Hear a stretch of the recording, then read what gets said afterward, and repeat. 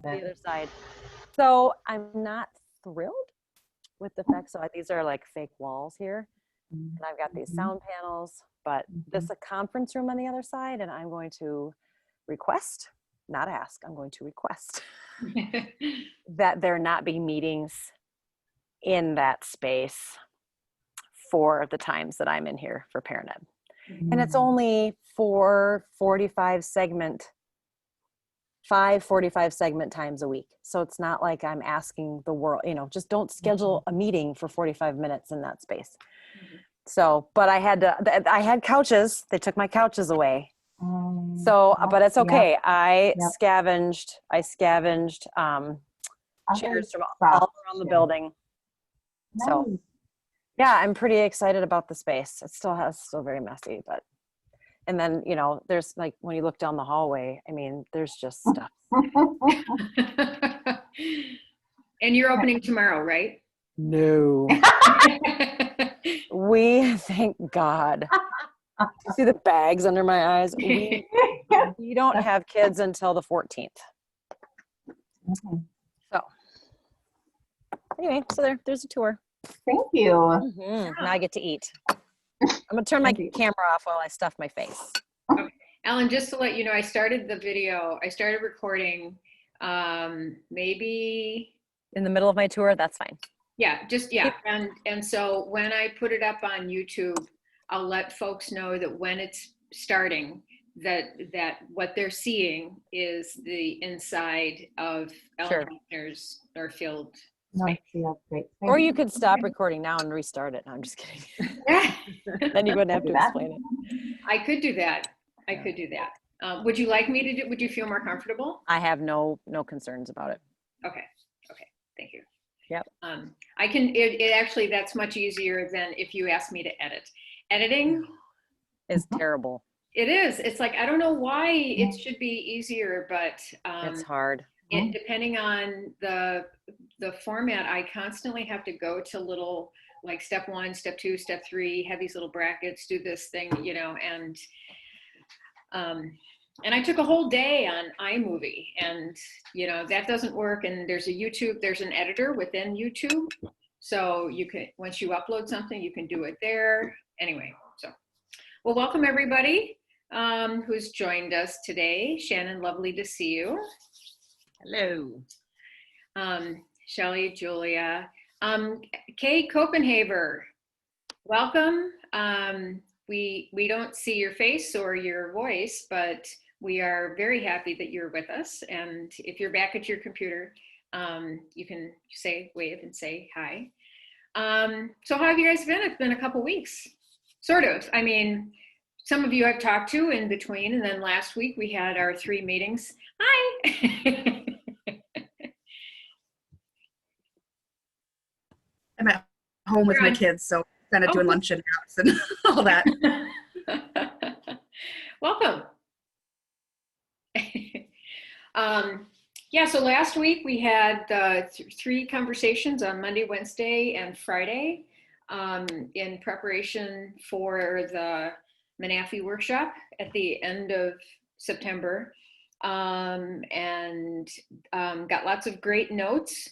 And so we're kind of, we're learning from that in terms of, my thing is at that workshop, it'll be very focused. It'll be like an hour, which may seem like a lot, but if you want to really accomplish, people gaining skills or whatever, and also give people the space, for talking. So anyway, I thought that went pretty well. But we're back to this, and this isn't stopping. So it's like, as you saw in my note, we'll do Fridays was the sort of the most common time so far, but I'd like to hear from other folks before we set something in stone. But for this week, next week, and the week after that, is that right? Yeah, so we've got 3 weeks on Fridays at noon, so we'll just do this and see who can join us.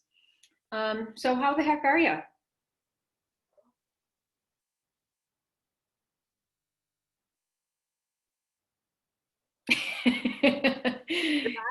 Surviving. That's what I can say. So where is everybody at in terms of, so Ellen said that she's back with kids on the 14th. I'm back with my kids, my undergraduate students on next Tuesday. So I teach an undergraduate class on families and technology, and traditionally that's been a face-to-face class. And I really wanted to have some sort of hybrid thing going this semester so I could still meet with them, at least 30 students, since I'm restricted to no more than 30 in a classroom, and off and on through this semester. But for the first 2 weeks anyway, they don't want us doing that. And I absolutely don't believe that 2 weeks is going to do it. I think they'll probably go, let's just call it a semester and do everything online. So I'm kind of in preparation mode for that, and that's fine. We'll deal. Anyway, so I'll be back in the saddle with students on Tuesday. So how about the rest of you? 14th. We're the 21st. Okay. We're next week. So Hi, I'm Linda Johnson. I've never been in one of these meetings, and Welcome, Linda. thank you. Hey, we're very happy to have you. Thank you. I followed along after, but I was busy during your meeting time in the summer for various reasons. But I'm in Wayzata, and we are returning to preschool on the 14th, and then ECFE classes start on the 21st, and we are teaching very small reduced enrollment classes in person as well as distance learning. And some of our in-person classes have very low to no registration, so we have turned those into distance learning classes. That's our update. Thank you. And Kelly or Karen or Copenhaver is with your children when you're back, or if you can weigh in, you can let us know when you start. So would you guys like to talk about? How are you doing? Oh, there you are. Oh, nice.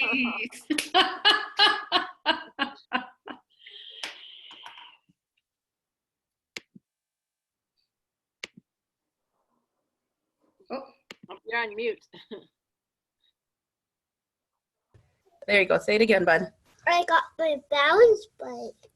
Yeah, we're gonna go play balance bike. Fun. We at ECFE, we start the week of the 21st. So, Okay. Yep, and this is my first time parent ed with that school, and I'm out of field. So I was hoping to just kind of get some good ideas and things here. Yeah. What school district are you with? I'm going to be with 94 and 91, Barnum and Cloquet up in northern Minnesota. Oh, wonderful. Yeah. Terrific. Linda, and so is your first name Kelly or Karen? Yes. Kelly. Yeah. Yep. Kelly. If you both could write your email addresses in the chat, then I'll add you to the listserv to the group, and then I won't abuse your email boxes. It's Okay. reminders and things like that. So, yeah. So what would you guys like to talk about? Any questions for each other, or how you're feeling? Oh, here comes Angela. Okay. I have a question for Ellen because we're gonna do the open Zoom rooms, and I was wondering. I remember you talking about it, and I just wanted to get some more feedback. In our team meeting, we were talking about it. How did you do it? Did you just email a new link every week, or did you have a recurring link that you used? We're going to do that too, so I'm curious to hear Yeah. that answer. So I always use the same meeting code.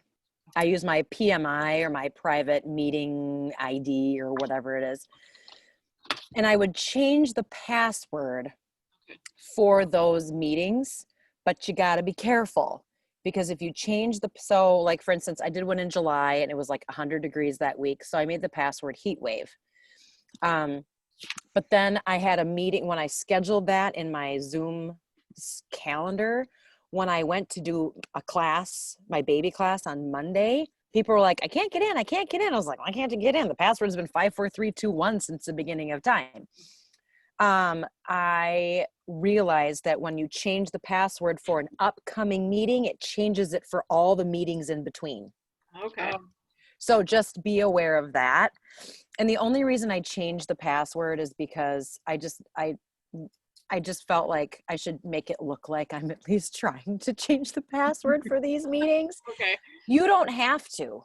Okay. But you know, because I don't want just any Joe Blow who happens to have my password, my, Your ID. my ID and password to be able to just pop into a class. You can always kick them out. I never understood all the whole, a Zoom bomber, blah, blah, blah. Just kick them out. Delete. They can never come back. So Ellen, how do they get the link to begin with? I emailed it to them. So I said, hey, everybody, I'll be hanging out in my Zoom office, I call it, from 1 to 2 on this date. Come ask questions, see other parents, just come hang out with me. I'd love to see you. I just try to make it super casual. So that limits the challenge. I mean, the possibility of somebody bombing it. So like if you had just posted it on Facebook, I would never post it on Facebook. then it could be out there, but if Right. it's only through a one-to-one email, Right. then Yep. the probability is pretty low.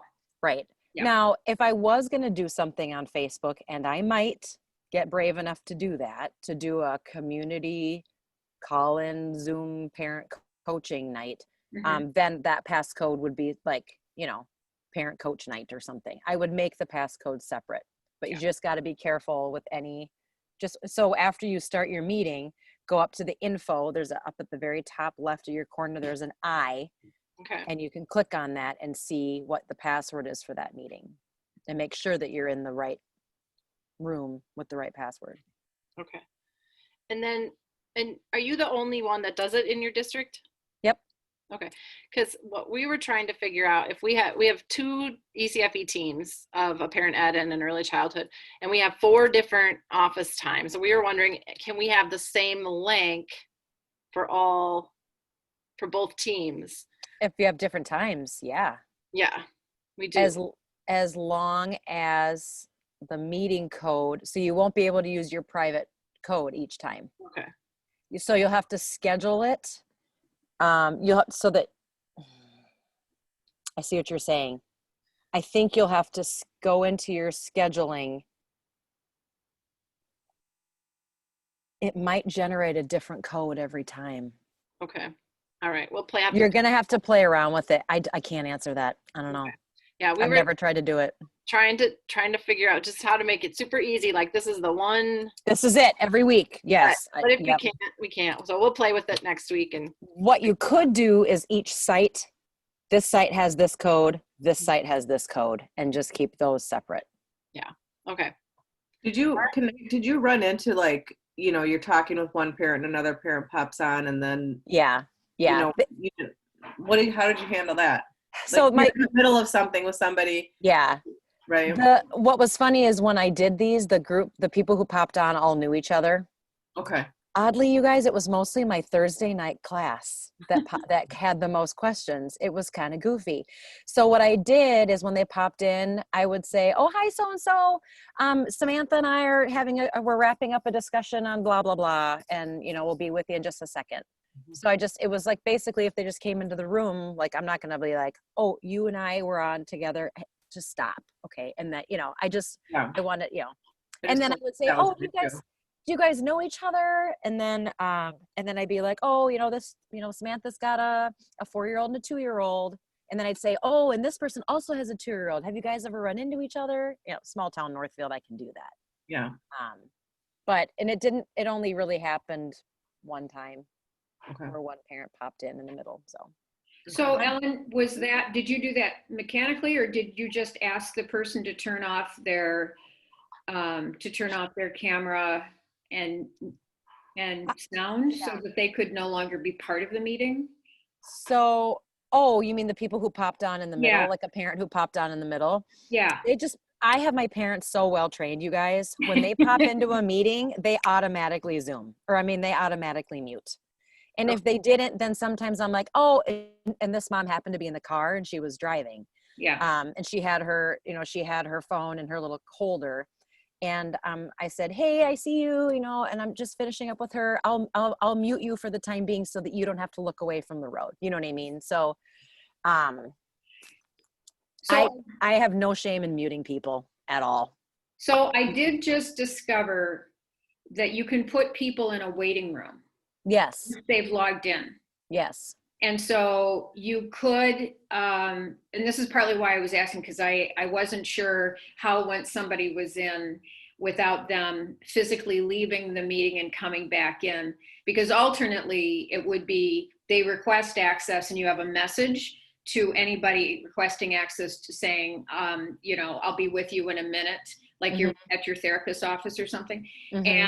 But this way, if somebody comes in, like I'm looking at Julia's under managed participants, and then I can scroll down to put in waiting room.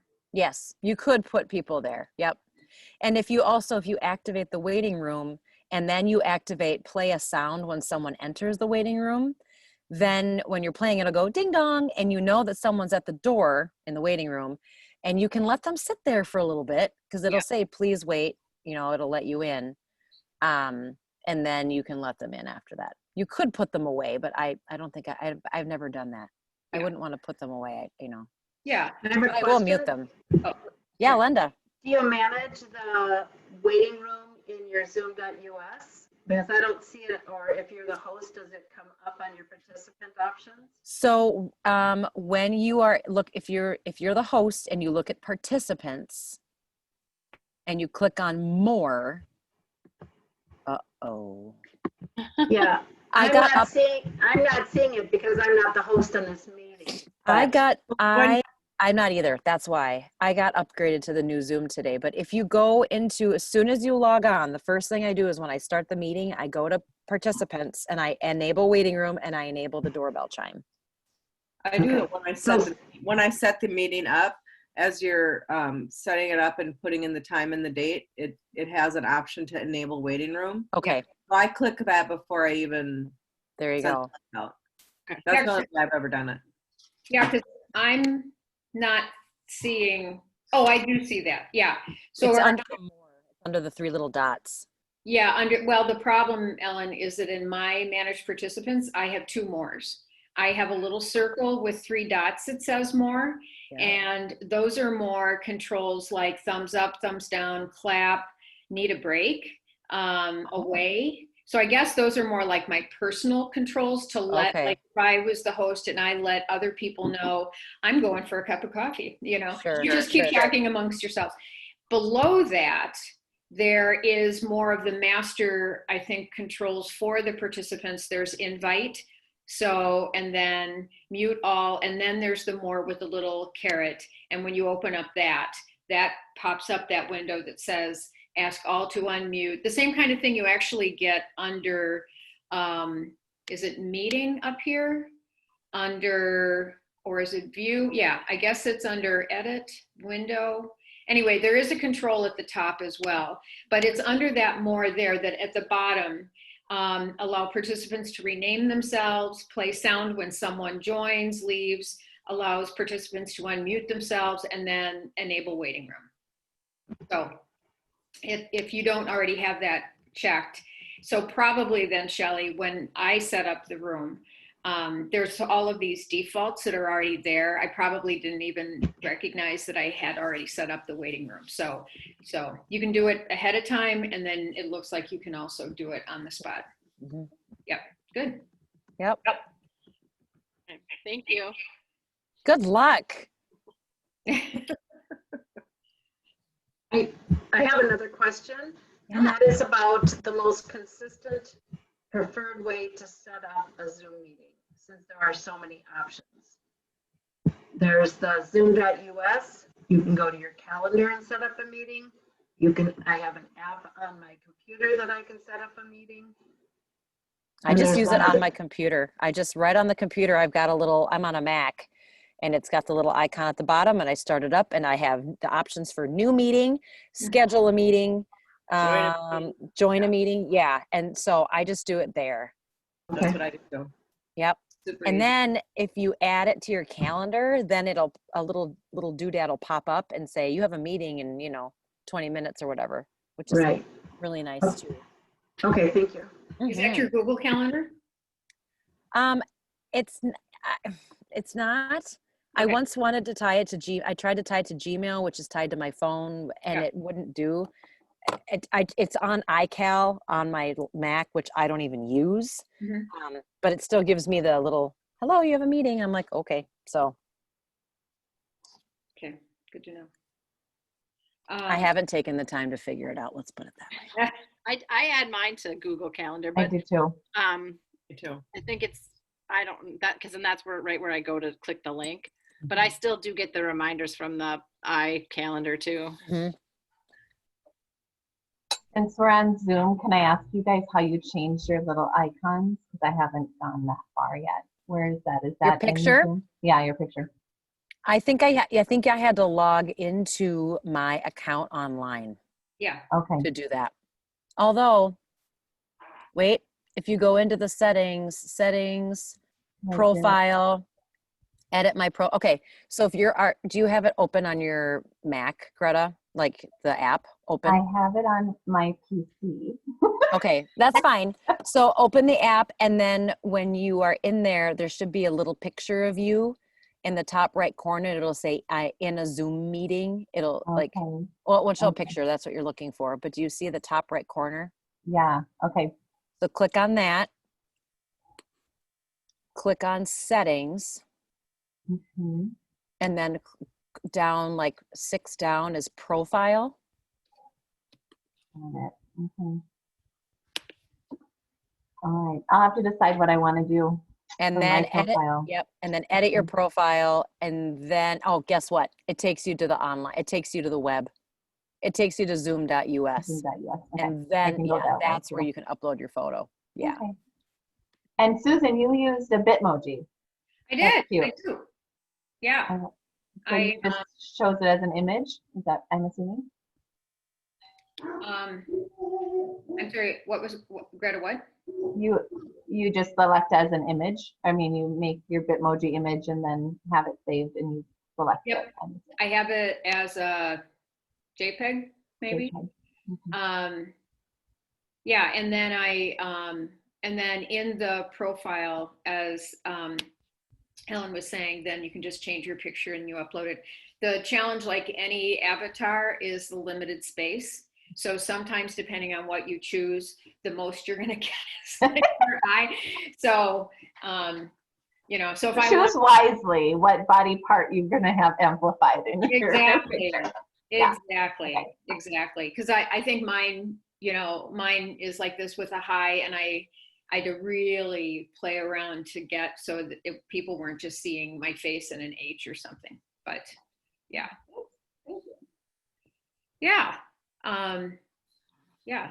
Bitmoji is fun. I'm like punctuate. Oh, and then I added a little Bitmoji extension onto my Gmail. So now I'm just like punctuating all of my professional messages with like little Bitmojis.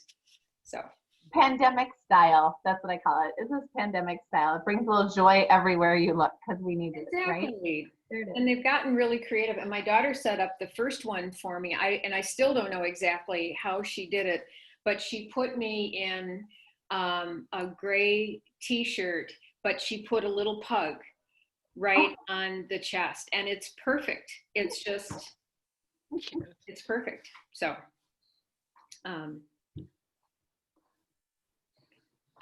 oh, and one of my, once I get it, I'll share it. So one thing that I shared in Friends of Family Education, and I can dig up the link to post here as well, but the other day, I'm on sort of speed dial with Common Sense Media, and I get things from them every day. Maybe you do too, but on education and using technology in education. But they created these short little 1.5 minute videos, animated videos on using for parents, and they're in English and they're in Spanish on Zoom and Google Meets and Schoology and Seesaw. And, it's just like, we were having a conversation. Oh, I think it was Shelley with, was it 196? Maybe it was with Anoka. And, what I said to the educators, because we were talking about the platform of Parentopia, and it's just like, number one, whatever platform you're using, you just have to do the due diligence to get everybody on it, right? You can't just put it out there, give people a URL and say, and I'll see you Tuesday at whatever, right? And if it was in a classroom setting, I personally would go from class to class and not leave until we'd be there till midnight. No, I mean, like, we would make sure that a big focus of that time was that everybody could pull out their phones, get an account, right? So that, you weren't, again, making this assumption that busy parents are just going to do it. So kind of doing that due diligence of getting people, helping people with accounts.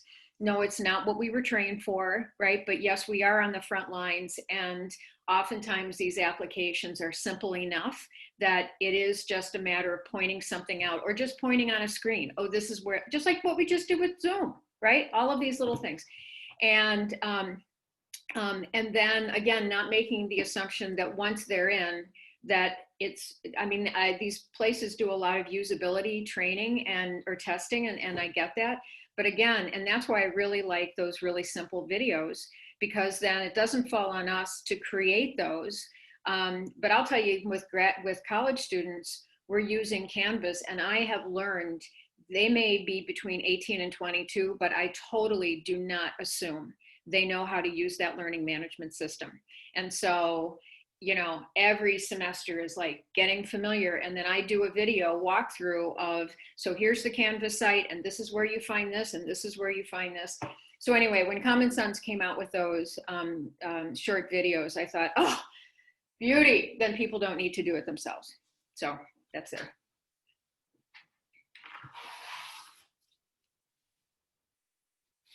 Oh, can I put the link in this chat too? Yes, I can.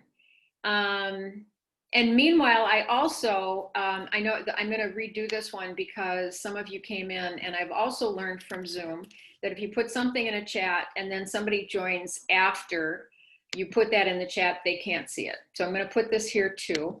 So Emily Caniglio, in one of the school districts, I forget now what, she created a YouTube video, like a 1.5 minute video. This was just posted the other day. Deborah Goebel put this. And so while I am going to get that link for the Common Sense Media little bits, because it's going to take me a sec to go and find it again, I would suggest somebody open this up and just play it, because I think this is beautiful. And I'm going to ask Emily to tell me how she made it, but it is a very welcoming, very short.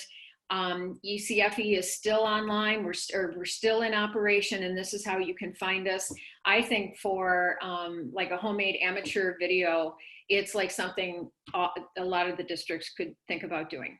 Okay, so can you see that YouTube link? All right, so I invite you to look at it while I go get this link from Common Sense Media.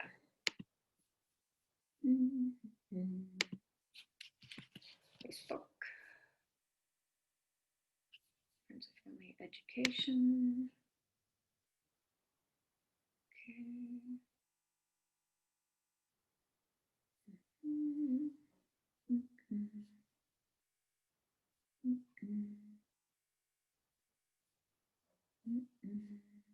There it is.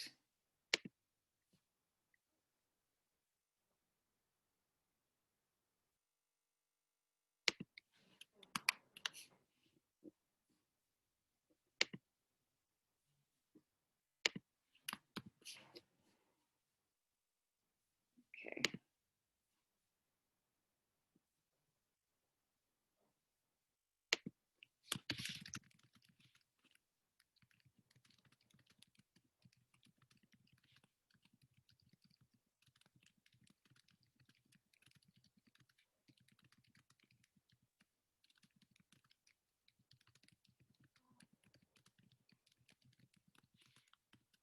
There.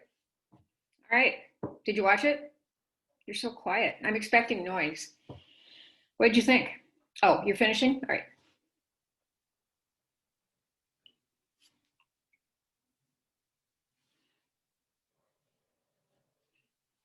That was super cute. Really well done. Yeah. Yeah. Very cute. Very cute. Yeah. And if I was a parent, I'm thinking it's short. People are all about watching videos. And so it's a medium that people are really familiar with.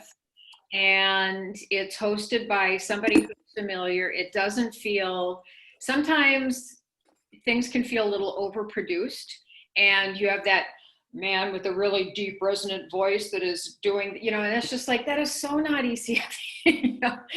And it's very welcoming, and it uses familiar faces. And I really appreciate the screen thing of like clicking and then going in and reminding people what has changed, but what hasn't changed.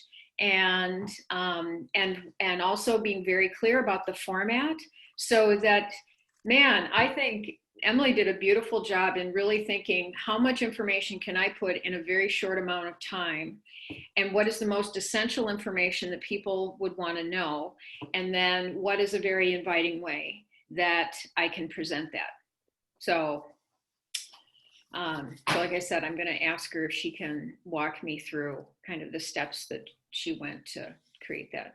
How confident and this is really, because I'll add myself in this poll, how confident would you feel creating a video like that yourself? You would? I already did it. I did one a couple of years ago when I was working in Faribault. We had really low enrollment, and I made a video. We didn't talk. It was all, I can find the link and show it to you. Yeah. I'll put it in the chat, but I wrote it all out, and I was going to do it again with Spanish and Somali. And then I left the district. So, I will post it in the chat, and it was so easy. And I did it all in iMovie. Okay. And it's just pictures. All I did was I just took pictures. Okay. And just put them all together. So okay. It was pretty slick. So kind of like a digital storytelling kind of thing. Yeah. Yeah. But we had to there was no voiceover. It was just words, which I would not do again. I would make sure that I would do a voiceover with Spanish or, what other languages are in the district. But the video made the assumption that everyone could read. Yeah. But hey, for your first time out, I made it like 5 or 6 years ago. Yeah. I'm much wiser now. Well, and the software I'm sure is better, to make things easier, although except for editing. But yeah, so Linda, I wish I feel comfortable doing this. Shannon, you said no, not so much. No. Yeah. Are there other people technology has not always been my strong suit. Obviously, I've had to learn a lot the last couple of years, but there's definitely people that I work with that are, that can help me. Yeah. That I've definitely taken advantage of, hopefully in an okay way. But, younger techier people than I are willing to help. Yeah. So, I was just thinking that, I would feel comfortable doing some pieces of it, but putting it together would be difficult. But then I would think that maybe my tech or media people in the district would be able to help me kind of put it together. So, yeah. Ask a teenager. Yeah. I'm not kidding. You may find a very willing teenager who would be, put it together for you. Yeah. The children's teacher that I work with most often in ECFE is 26, and she's like, can answer any technology question I have. So, find somebody that is willing to help. That's what I would think. Maybe even at your high school, if there's a teacher that knows a student that is really cordial and would work willingly with you or something as a project of some sort, or even just on the side, maybe. I just was asked to do a video. I haven't done a lot, but I was asked to do one for a preschool for a video showing how they're going to drop off and pick up. And our expectations of that. And so we'll see. I'll do that one first and then we'll see. This one for ECFB will come along. We're not starting till October, so we have a little bit more grace time in here to kind of watch what other people are doing and also, yeah, get our ducks in a row a little bit more. Maybe change directions even depending upon what we see come across. So we'll see. How about you, Julia? Our district, we were just talking about this too. Our district last year made this, they came out to our site, one of the media department, and they interviewed parents and they did this beautiful video about ECFE, and then COVID hit. So we were talking about using it, but then at the end, putting in some slides that said, you know, about classes being virtual right now. And hopefully they can do that. We were talking about, well, who can do that? Do we know how to edit the video if it's already made? So I think we'll use that right now, but we are doing, a couple of us are going to read, just read books to put on our Facebook page with us reading. And then at the end of us, we'll say, by the way, you know, our classes are virtual this year. Registration is open. Take a look and the link will be in there. So those are our two. And we also spent this week, we called all the parents that were in our program last year and sent them the link and just let them know that registration was open. So with the Facebook, are you uploading a YouTube thing of you reading, or are you going to do it Facebook Live, or? So on our Parent Advisory Council, they want us to do Facebook Live. So we'll see. I thought it'd be just easier to do a video and send it to them and they could take care of it, but she thinks Facebook Live will be more, she's young. Yeah. She knows. Yeah. Yeah. How is your, you know, I know if I went to my university and said, I'd like to have a promotional video done of the Parent Family Ed like license program, it would be such a headache, honestly. I mean, I would be met with paperwork, who's going to pay for it, going through so many channels of approvals, that it's that kind of thing that would stop me. And so I'm really curious from your relationships in your school districts, because some of you have talked like it's easy, and that's great.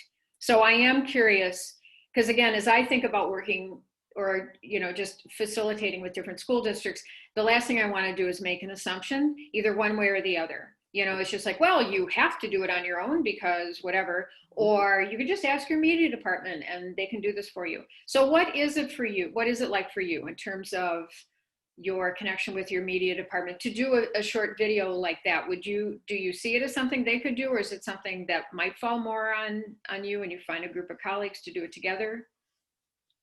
We have asked since I started there, so this is my 4th year, and because they're always making marketing videos for K-12 and stuff, and they finally last year they said, sure, we'll do it, and they came out. We had to find the parents that were willing, but they brought all the cameras and set up everything for us, and then they were really good at it too. It was a really good video.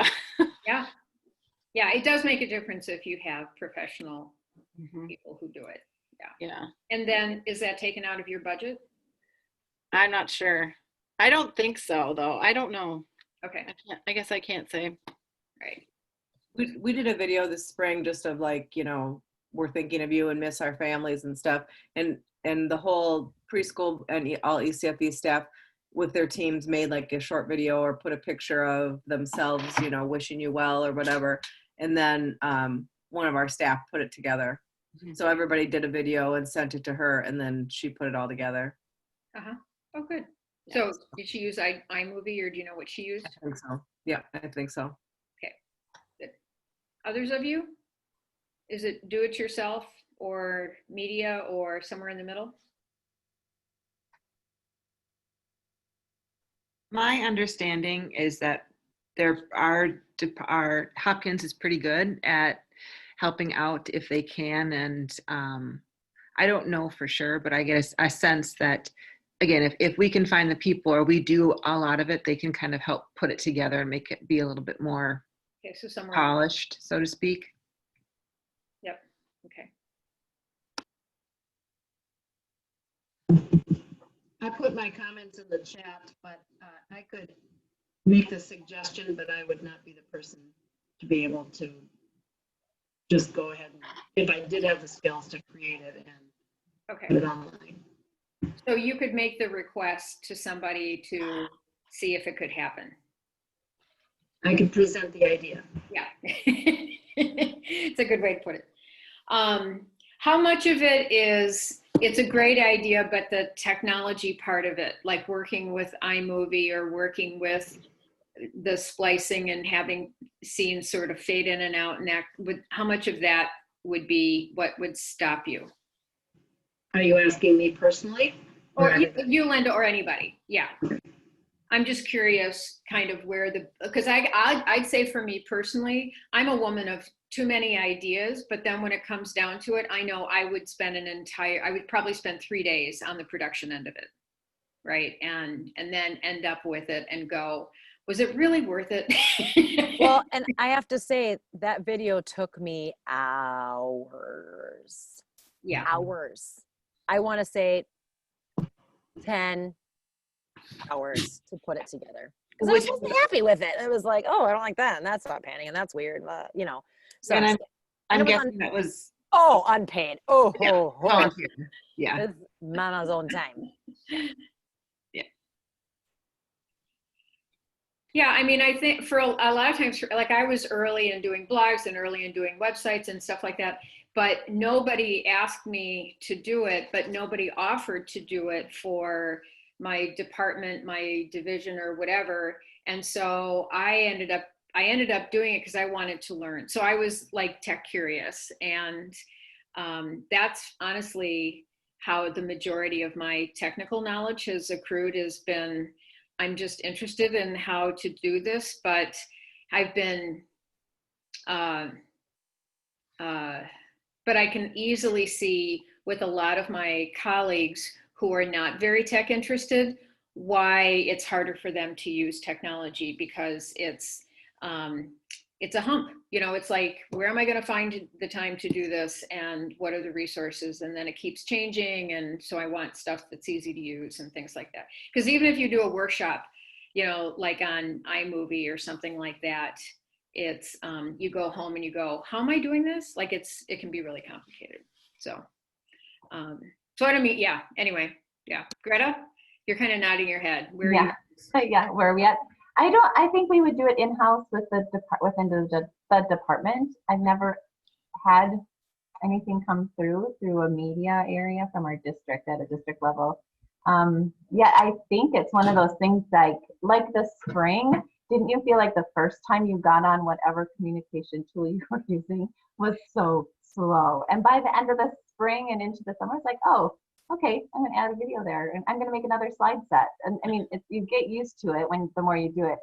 Videos like this, if you haven't had experience, would take so much time. But like you said, if you're curious and you want to, then you do it more in different arenas and areas, and then it becomes a little more like riding a bicycle. You get on it, you go, okay, I know what I'm doing. And yeah, for me personally, I find it interesting, and I'm like Ellen, I would put hours in to some things like this, but it would be more efficient to have somebody else. And we do have someone on staff who's a 26-year-old, and she's really speedy at things, and she likes and she does. And so I would be torn. Like, I want to do it for ECFE because I'm an ECFE. She's in preschool, and like, but she would do it faster, and you'd have that dilemma to have to walk through.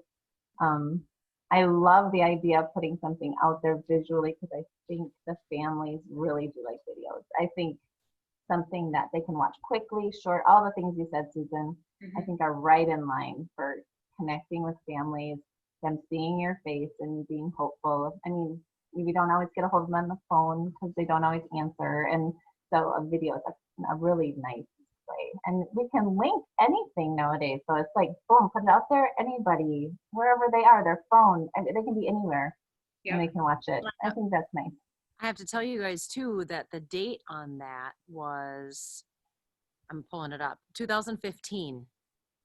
I published that in I Oh. put that online in August of 15 because our previous year it wasn't well attended. And there was one day where there was just a ton of views on it. Because as the publisher, like it sent me updates. I was like, you had 75 views in 3 days. I was like, what? It's like, if you watch my video. But we absolutely had an increase in enrollment that fall. I have a feeling I'm going to have to make one again after COVID because you guys, we've got like 25% of our families. So, but yeah, even if it's just pictures and you just play around with it, just give it a go because I think we're gonna need to do another like media blast next year when everything can be back. Yeah, Linda, it kind of was. It was worth. Yeah, it was that 10 hours. It was like we've got full classes. This is amazing. So Yeah, you'd be surprised. iMovie is a lot easier to use than you think. You just gotta play. but Job security is worth anything, right? this is where I'll put on Shannon's advocacy hat because the problem, of course, is that when we do step up and we take our time to do it, nobody is giving extra time to us to do that stuff. We find the time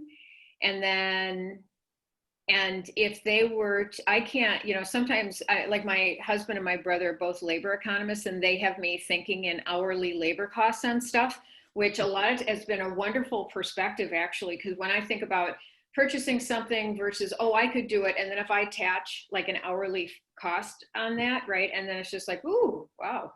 And so there is also a danger to doing the homemade stuff that is serviceable and looks pretty good and all of that I think sometimes can be taken advantage of.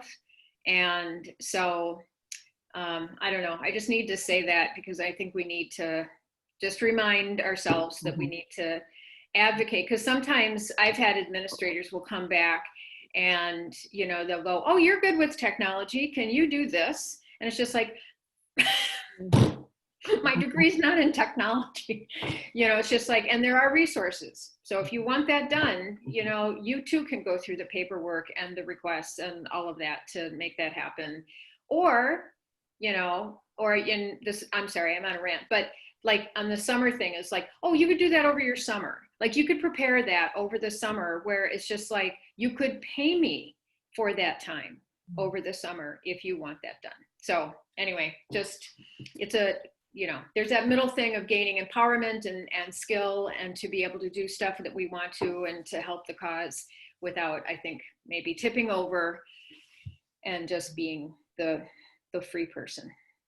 So. One of the things when you're saying that, Susan, I'm reminded of like the CDC and Minnesota Department of Health, those guys are putting up some really good stuff as far as graphics, as far as like you could use for handouts and things for this time too. And I would say that's the area in Karen that I try to find stuff that's good so I'm not recreating everything as well. That's another area. It's not always perfect. That's the problem. That's the challenge. But I have to give up a little bit of perfectness to be enough and good enough that I can use it and I'm not spending all my time recreating the wheel. And they have put out a few great things, like a nice little poster out there. I think it's the CDC that talks about mask wearing and why to wear masks. And it's just some really nice graphics with people, and it's multicultural. It's really, they've done a nice job. So that's another area along with videos that sometimes outsourcing is worth the time. Yep. Or the money. Mm-hmm. Yep. And that's why I like the common sense ones when they came across, because there's a crap ton of stuff that I get from them and it's just like, yeah. But when I saw that, it was just like, these are helpful. These are like, then educators don't need to make them themselves. Thinking about that, so like Zoom or those sorts of meetings are great things that we can give to our families right away. Are there other topics that you guys are thinking about right away that you want to make sure you're hitting, that you think in this time, in a time of pandemic, coming back virtually or in person, that you guys are for sure going to hit? And have you guys thought about that more than I have? You have thoughts? I've got something, Greta. I'm going to put it in the chat. There was an article a couple weeks ago on the social medias. It was about surge capacity. You mentioned that on Tuesday night. Did I mention yeah. that? Okay, Yeah. but go ahead. Yes. I'll Mhm. send it to you, and it talks about, like we're wired to work well in chaos, but for a short amount of time. And so I'm going to share this with families as something to say, like, we all are doing, like, we all feel like garbage. And just to give them permission that it's okay. And then I'm going to spend a week on that, because I feel like parents who haven't seen each other for a while are going to need to talk about that. Yep. And then I'll kind of talk about how it relates to like things in the home. Like, do you feel like you're slacking on cooking? Like, yeah, me. Like, I'll just like make sure I'm like, okay, children, my teenagers, just go eat cereal. I don't care. Mhm. And then I'm going to spend another whole week on resilience and just the research that comes out about how kids bounce back, and what they need, and talk a little bit about conscious discipline and secure, happy brains, feel safe, so I think I'm just going to hit those two. And then I had one more thing that I wanted to do, and then what you can control. So, you can't control what people are doing outside, but you can control how you feel, and you can control yourself. So I usually do self-care like around the holidays. Nope. I was just gonna say, bring it in now. Right at the beginning. Yeah. Right at the beginning. And then, helping parents problem solve if they're feeling depleted and they can't get a break. How do we work to get them a break? So I like that self-care now, because adding the class, they've made a commitment to do this, and that just might be harder than in the falls normally. Sometimes in the falls, this is a perfect time. I'm ready for this. right. And they might be totally ready for this now too, but they might have other stressors going on that aren't typical, right? Our normal startup Septembers aren't looking the same. Right. So maybe this will be a little trickier and perfect time for self-care. Exactly. Can I speak to cooking? Okay. At the beginning of this, I had no children at home, and then my college student came home, and then my just launched child out of college came home because he had a fire in his apartment. I have cooked 5 meals since March. Isn't that awful? I rebelled. I said, I am not cooking for 4 people. This is not the season I'm supposed to be in. And they've done everything themselves. Great. Think of those skills that they're building in their young adult lives. But do you know the shame that came on me when I told my girlfriends for the first time on Wednesday? I admitted my shame, and it felt awful. But yeah, so I just needed to share that. I'm feeling better. Whew, okay. But anyway. We are offering 2 sections of a class that we're calling Thriving During Difficult Times. And it's a lot of it's going to be built on by parent needs at the moment or whatever, but a lot of it will be some of the Becky Bailey stuff that she has about COVID and everything. And I just had another thought. Oh, we had a speaker on Wednesday for our back to school stuff, and she was talking about how she thinks of life as a snow globe. And in 2019, she had a whole bunch of terrible things with family and cancer and everything. And her snow globe, she said, was super shook. But every night someone brought a meal. There were people offering to drive places, take her places. And she said, then along came 2020, and every single person's snowball is shook right now. And so so we're needing to give parents and ourselves some grace, because the same things are still happening, but people aren't there to help us because they can't be because of COVID. And so what a great image. I'm going to dig up a snow globe and use it. Yeah. I love it. It really hit me too. Like, and I was, because I have a friend who lost her mother during this, and it's true. I haven't been able to do as much, and it's making me like feel horrible, but I can't. And so just thinking of all of our parents and, you know, the things that they're going through, and they don't have the same support that they might have in a different time. So. Well, and that's partly why I thought that again, not to harp on that video, but I think it's more of a matter of constancy through stress, right? And so whether it's a Facebook post, whether it's a meme, whether it's an email, whether it's a video or whatever, it's sort of that reaching into parents' snow globes, right? And saying, but ECFE is still here. That thing that was so helpful to you at, you know, when you were having your baby, or when, you know, your kids were potty training or breaking teeth or whatever. It's just like, it's still here. And there may not be as many of the other parents here, right, when you get here, but there are some. It's like, look, today we've got, what, 6 of us? There were 7 or 8 before. And it's just like, but we're still here. And maybe someday we'll have 50 again, or we'll be down to 2, right? I told you, Julia, like if it's just you and me on Tuesday talking, like, Yeah, exactly. It'll be fine. Yeah. So I do think I think that, you know, what the other thing I guess I was just going to mention was, you know, about stress during the holiday is in the literature around stress and coping, we talk about sort of positive stress and negative stress. And so it's more stress during transitions, you know, and so this is clearly a transition, but, you know, as Linda was saying, this whole year is like our snow globe year. And so it's not necessarily a transition. It's really more of that, you know, kind of chaos time that we're all trying to figure out.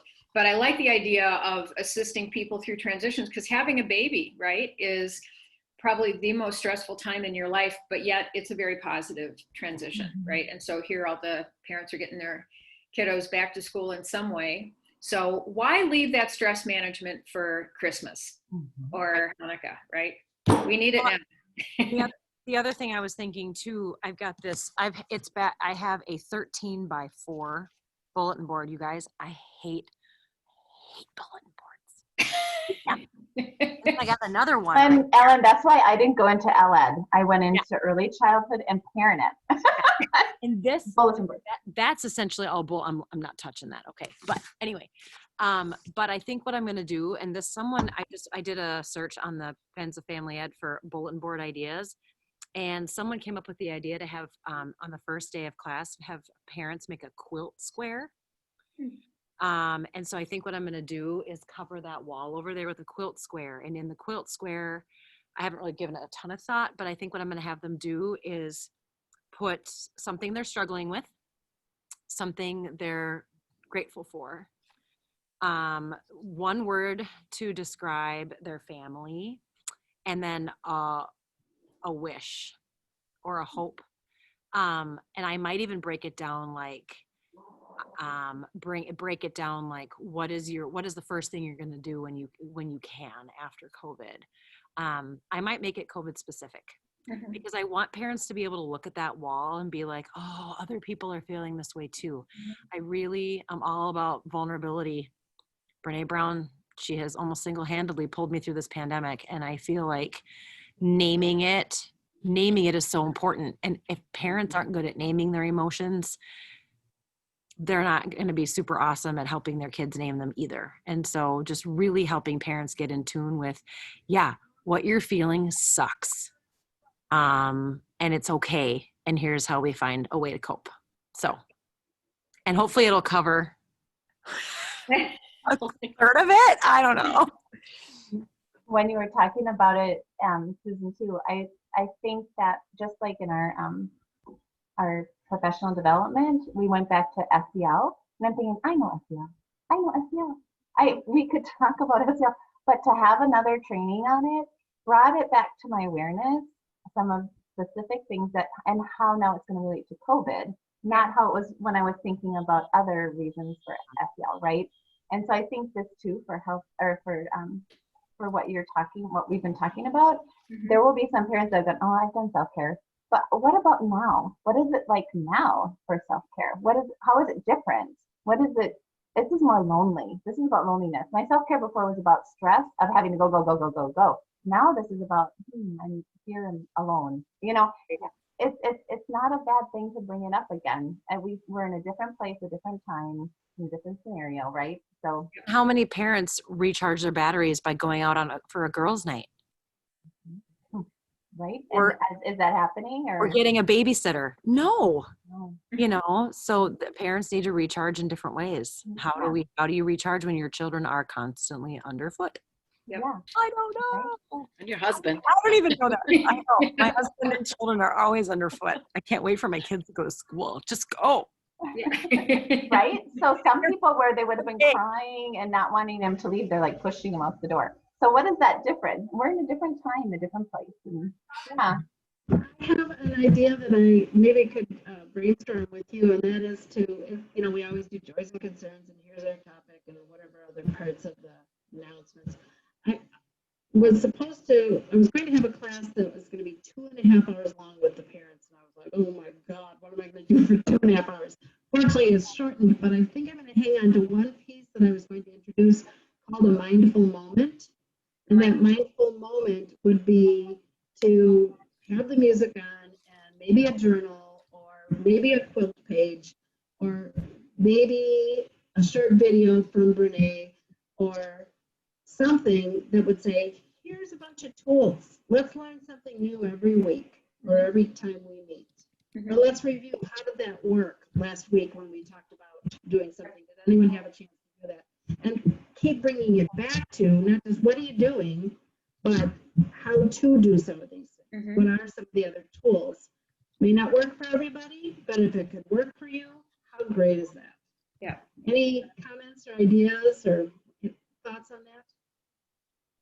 I think it's a great idea. And I'm always big when it comes to pretty much anything about having a box of tools, right? Because I like that analogy of there's not just one way to take care of anything. You can personalize what tool that you use. You may find one that really works for you and you don't need the rest of the toolbox, right? But it's there just in case, right? And so I really like, and yeah, I just really like having options. And then in a group, it doesn't presuppose that what works for me is going to work for Julia, is going to work for Shannon, right? Because our contexts are different. So I really like that presentation of variety, but then also that discussion of what worked for you and why. You know, and I think through group conversation and sort of the trust of the group, one of the things that happens is we're better listeners. And so if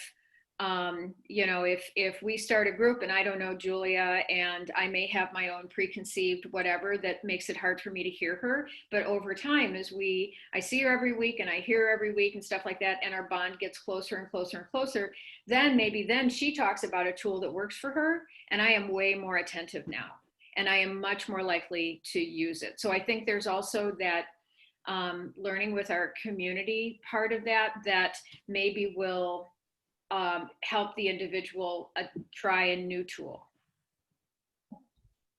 And one of the things, Linda, when you're talking about it, leaning into what Susan was saying, is if you have somewhere where it's like visually that they can look back and see all the different ones you've talked about would be helpful. Because then it's not just this one today we're really talking about. What ones have been helpful? You know what I mean? Something as a reference point might be nice. So everyone can kind of go back and look, oh yeah, there was that one and I've been doing that or whatever. Yeah. I thought.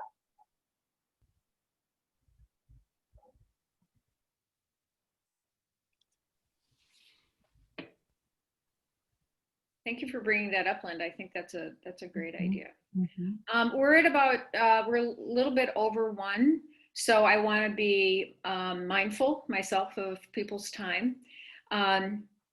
To give some closure, is there a final or another burning question that you'd like to bring to the group, or comment or observation? I'll just say, I'll start that I appreciate the ability of this group to allow the expression of feelings, because It is more than what we do and how we do it, and figuring out problem-solving ways to do something better or to get through something. But I really appreciate Greta's opening this up, because it reminds us all that we are people and that this is a really hard time. And I think we can sort of wall ourselves off with, this is what's happening with me and I'm just managing, right? And all of that. So thank you, Greta, for keeping it real.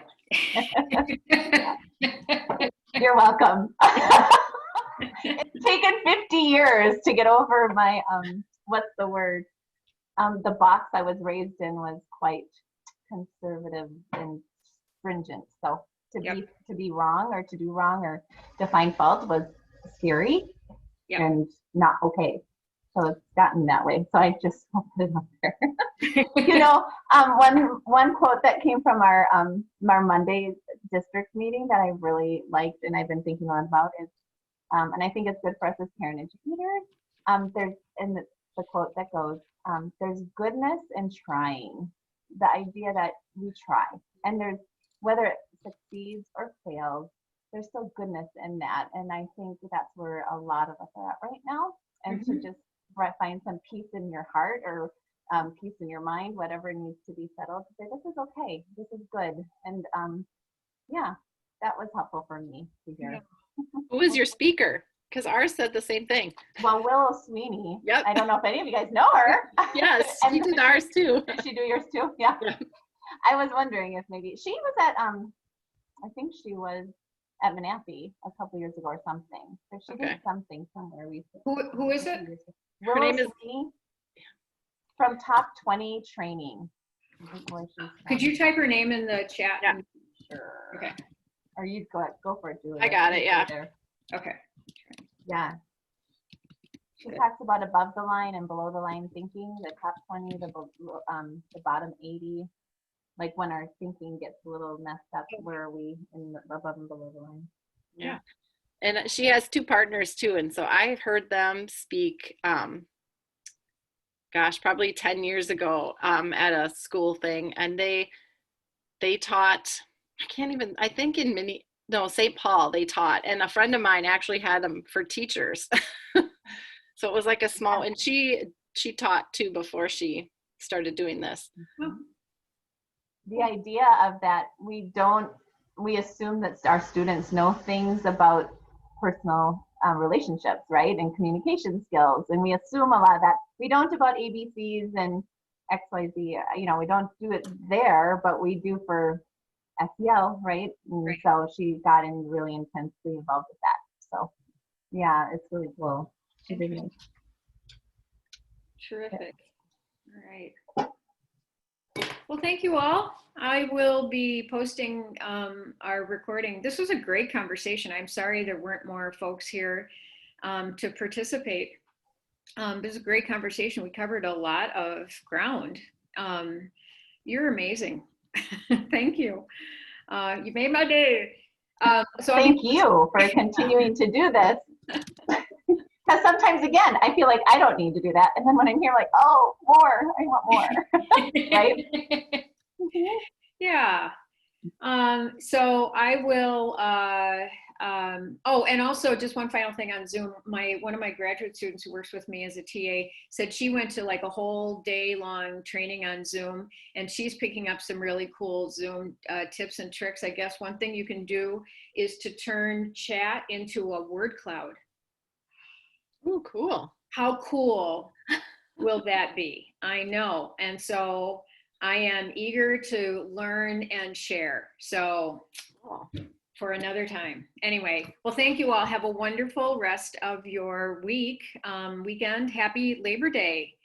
That's right. And we'll be back next week. We'll be back next week at noon.